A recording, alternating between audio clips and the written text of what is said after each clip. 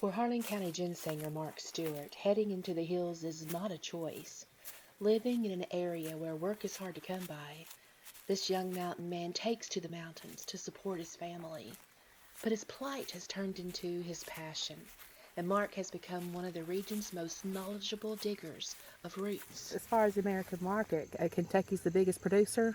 It has been, yeah. And Harlan is the biggest producing county in the state, would you say? Yes, I actually would, yeah. There's more diggers here per square mile than any other county in the state. Is it because we got more ginseng? No, it's because we have a low economy. You know, a lot of people, when they're out of work, well, they can hit the hills and go dig roots, and they've got money. I mean, they can go buy what they need. And what Mark needs is a good cash crop every season to provide for his family. So he journeys almost every day into the steepest terrain of the Appalachian wilderness, from sunup to sundown, to dig for ginseng, bloodroot, yellowroot, black cohosh, any root growing wild that will harvest a good income. Mark said he grew weary of the frantic fight to compete for hard-to-come-by jobs and decided to go forest deep, where he didn't feel confined by the competitive job market, where earth and sky are his only boundaries, and where freedom can be found.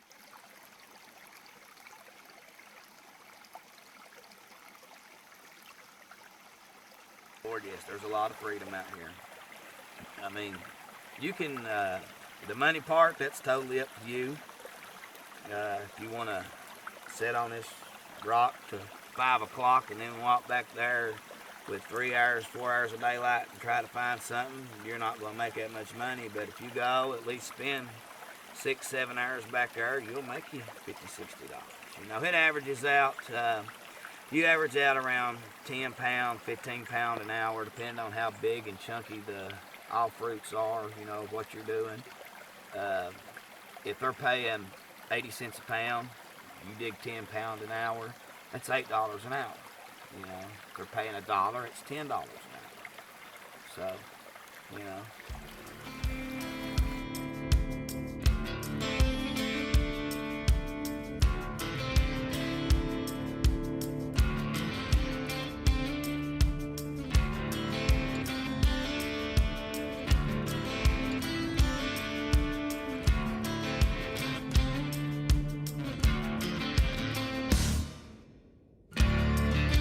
Listen to the wind blow, watch the sun rise.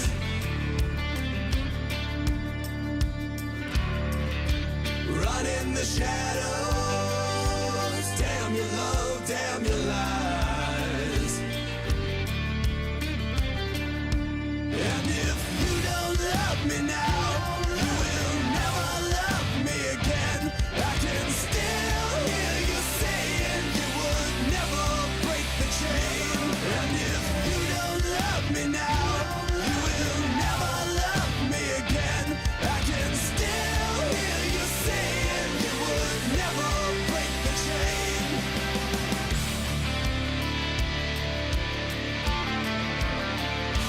Come to me.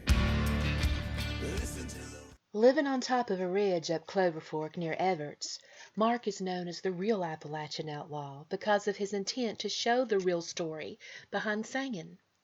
He says shows like National Geographic's Appalachian Outlaw sensationalizes the mountain custom for ratings. There is no doubt that scaling steep ridges and digging ginseng has its dangers, but Mark spends at least 8 hours a day up in the hills and has been doing this for many years. He says it's a good, honest man's work that gives him the satisfaction that he's supporting his family, and also makes him proud that he's better connecting to his own mountain roots and continuing this generations-old mountain custom. Nobody really goes out and makes like $1 million doing it. Nobody, you know, I've been doing it for 20 years, 15, what I can call a professional because I'm self-taught. I ain't made $1 million yet, so, you know. So why do you keep doing it? Well, I was trying to, when I got hurt, ended up back here in Kentucky. I got some plates and stitches in me. I spent 6 months in a recliner like this, and tried to get a job in the coal industry. I was living in Shields up there, and I was driving to Cloverfork down there. I think it's called RJ, something like that. The guy kept telling me to come back next week. I done that for a month straight. You know, the days that I would go there and other places, I wouldn't make a dime. You know, I was just out chasing work. Back here, I can go back here and at least, even not in ginseng season, make $50, $60 a day, tax-free on my part. You add it up, I mean, it's easy to make $300 a week, you know, cash money, no different from what you'd make flipping burgers. Ginseng season, you make that good money, I guess you could say coal mining money, where you could make $1,000 a week. Look for compatible plants, such as black cohosh, bloodroot, golden seal. These medicinal herbs, they kind of like to live together. Look for plants like that. Stem life is what that's called. When you find it, you'll find ginseng. And I just sat down and thought, if I do this every day, then I'll make good money, you know, be able to survive.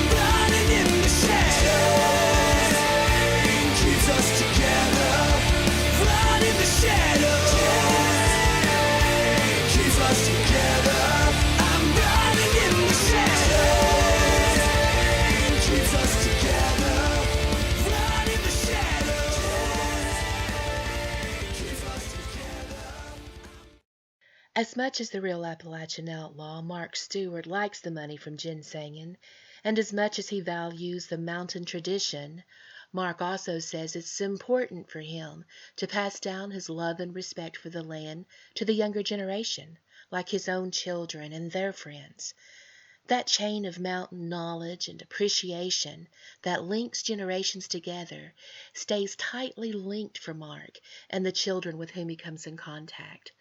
Mark's careful care of the land, his conscious efforts to dig roots responsibly, to replant seeds for future generation, and to frequently share his knowledge with children and to take them on easy root digging adventures is evidence that he has a steward's soul. So it's safe to say that you respect the land, don't you? You got to. I mean, you have to. If you go out there and dig every piece you find, eventually you're going to destroy it. You're not going to find it. It's just like we're digging any plant, whether it be golden seal, cohosh, bloodroot, any of those plants, you got to stay away from the small ones. The thing about doing that is you'll always know where the roots is at, no matter what you're digging. It don't take but 4 or 5 years for them to grow, you know, to be a mature, nice, harvestable plant. So if you stay away from the small ones, only dig the bigger plants out, and if you have to, write it down on a piece of paper, you know, when you was last in that holler, and then go back in a few years and look, and you'll be amazed at what those plants have done, you know, and you basically always got money in the bank that way. I try not to disturb the water roots, the feeder roots that I know it's keeping that plant alive. I'll uncover a little bit of it, look at the age of the curl that's going to the curl to the root, and if it's not got good age, I'll remove the top of that ginseng, because you got to fight everybody's greed, including your own, because if you got bills to pay and you walk back there and you see little ginseng, you're going to harvest it. I don't care who you are, because the only thing you're thinking about is trying to take care of your family. You know, I'll actually will remove them tops, cover that back up, because like I said, you know, I even got to fight my own greed and go on. That way, if anybody does come in there, they're not going to find it. I mean, it's not till next year.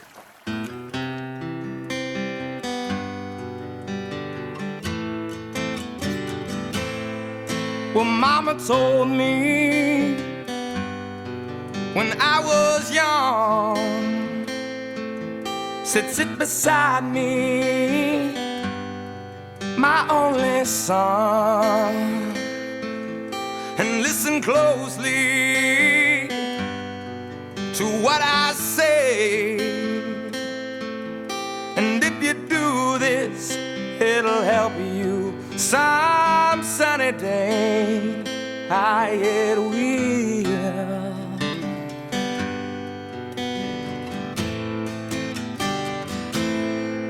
Oh, take your time, don't live too fast. Troubles will come and they will pass. You'll find a warm arm and you'll find love. And don't forget that there is a someone. Oh,